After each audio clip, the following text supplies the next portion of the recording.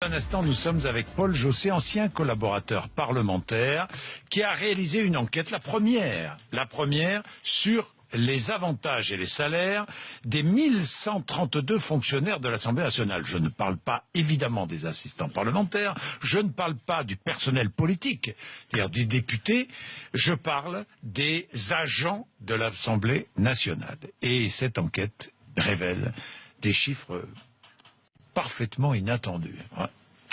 Vous allez voir, 8h12. RMC.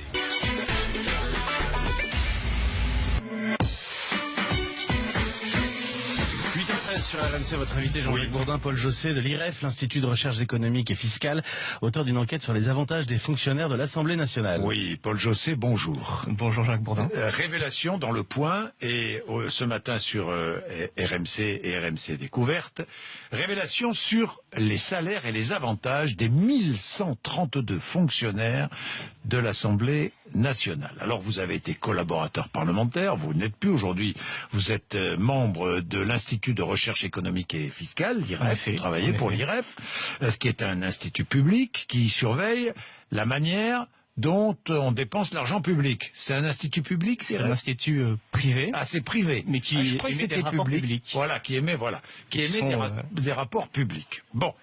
Les salaires et les avantages des 1132 fonctionnaires de l'Assemblée nationale.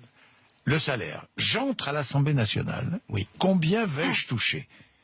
Alors, en traitement de base, plus les autres indemnités et les primes notamment de ce qu'on appelle indemnité de travail supplémentaire, c'est la prime de nuit et les sessions extraordinaires. Si vous êtes par exemple assistant de direction, qui est le fonctionnaire le plus bas de l'échelon, oui. On commence là, vous allez toucher, selon mon étude, 6 400 € en moyenne net par mois. C'est-à-dire j'entre à l'Assemblée nationale comme agent, je touche 6 400 € net par mois. Exactement. Alors, j'ai mentionnisé, quelle que soit mon activité à l'Assemblée. Quelle que soit votre activité à l'Assemblée, que vous ayez travaillé de nuit ou non d'ailleurs, parce que cette prime... Mais je sais pas, moi je suis... Qu'est-ce que je peux faire à l'Assemblée nationale? Je suis... Qu'est-ce que je peux faire? Qu'est-ce que vous pouvez faire? Ouais. Cela dépend vraiment de... Ben non, mais les métiers de base, c'est quoi à l'Assemblée? Vous êtes assistant de direction, donc finalement secrétaire par exemple en commission, vous pouvez être agent d'étage par exemple. C'est-à-dire agent d'étage? Vous gérez la vie des étages où logent les députés, où travaillent les députés et les assistants parlementaires, et en fait vous les aidez à accomplir leur mission quotidienne. Mais quel est mon travail? Quel est votre travail?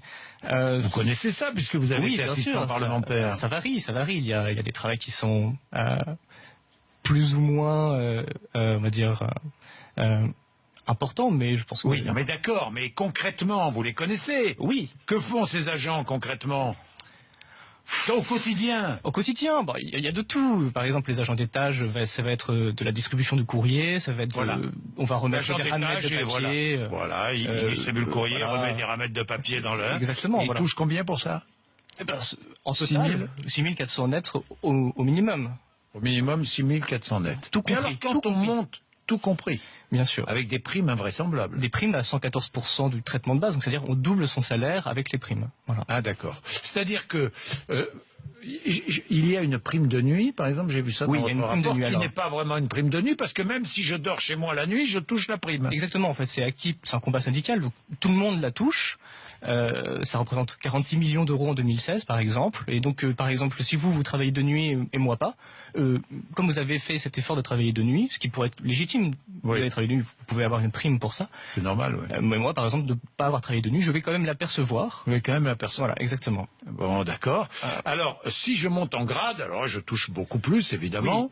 Selon mon étude, on peut monter, alors par exemple, si vous êtes administrateur, qui est donc un haut fonctionnaire, catégorie A+, en fin de carrière, après plus de 10 ans, vous pouvez atteindre 18 700 €. Plus que le Premier ministre, plus que les ministres. Plus que les députés également, plus... Mais je pense qu'il faut essayer de comparer ce qui est comparable. L'étude reprend les rémunérations moyennes des fonctionnaires du Bundestag et de la House of Commons. Et ils sont... Allemands et britanniques. Exactement, c'est l'Assemblée nationale allemande et l'Assemblée nationale britannique. Les fonctionnaires allemands touchent en moyenne 3 500 € bruts et les fonctionnaires britanniques 3 900 € bruts en moyenne. En France, on est à 8 900 € bruts en moyenne. Oui. Mais on peut comparer plus. Par exemple, pour vos auditeurs, à combien commence une infirmière, un gendarme, un professeur des écoles? À combien commence-t-il un agent pénitentiaire, par exemple? Ils ont, je pense, une tâche qui est aussi difficile. Ils ne sont pas moins méritants que les fonctionnaires de l'Assemblée. Ils touchent moins de 1500 euros net par mois, pour un travail de nuit également, pour certains d'entre eux. Oui. En fait, ils sont surpayés, quoi. Ils sont clairement surpayés, oui. Clairement surpayés, c'est l'argent de l'État, c'est-à-dire notre argent. Oui, c'est l'argent des impôts. Et il n'y a jamais eu de rapport officiel. Enfin, si, il y en a eu un, mais il a été très vite détruit par le président de l'Assemblée nationale de l'époque. Oui, Bernard Accoyer. Exactement. La Cour des comptes, c'était une initiative de Nicolas Sarkozy. Il voulait que toutes les institutions soient contrôlées. Et les magistrats de la Cour des comptes qui avaient été conviés pour l'enquête, enfin l'étude, l'audit, ont clairement subi des pressions de la part de la haute administration de l'Assemblée, et finalement leur rapport était trop sensible et a été enterré et détruit par le président de l'époque. Par le président de l'Assemblée nationale de l'époque. Trop sensible. C'était trop sensible. C'est la première fois qu'on ouvre ce dossier des agents de l'Assemblée nationale. Exactement. Bon, j'espère que qui peut intervenir là? C'est parce qu'il y a une dotation de l'État, j'imagine. Après, c'est l'Assemblée nationale elle-même qui peut intervenir. Je tiens à préciser que le président de l'Assemblée, François de Rugy, qui d'ailleurs hier en séance publique a dit que j'étais un menteur, a produit un rapport avec les 2 secrétaires généraux, donc il ne l'a pas ouvert à l'extérieur. C'est un rapport interne qui justement est sur la modernisation de l'Assemblée, son fonctionnement, notamment du statut des fonctionnaires. Et il l'a dit lui-même la semaine dernière, il l'a dit, les fonctionnaires touchent plus qu'un député. Et ça fait un scandale, évidemment, et les syndicats des fonctionnaires de l'Assemblée ont réuni 400 d'entre eux pour faire pression auprès de lui, pour faire grève. Je pense que tout est dit, en fait, et je comprends un peu sa position, mais je crois qu'il doit maintenant mettre de la transparence, ce qui est très important. Je voulais l'inviter demain matin, mais curieusement, il n'est pas disponible. 8h19, je l'invite toujours, s'il veut venir. Merci beaucoup, Paul Jossé. Merci. 8h19, nous sommes...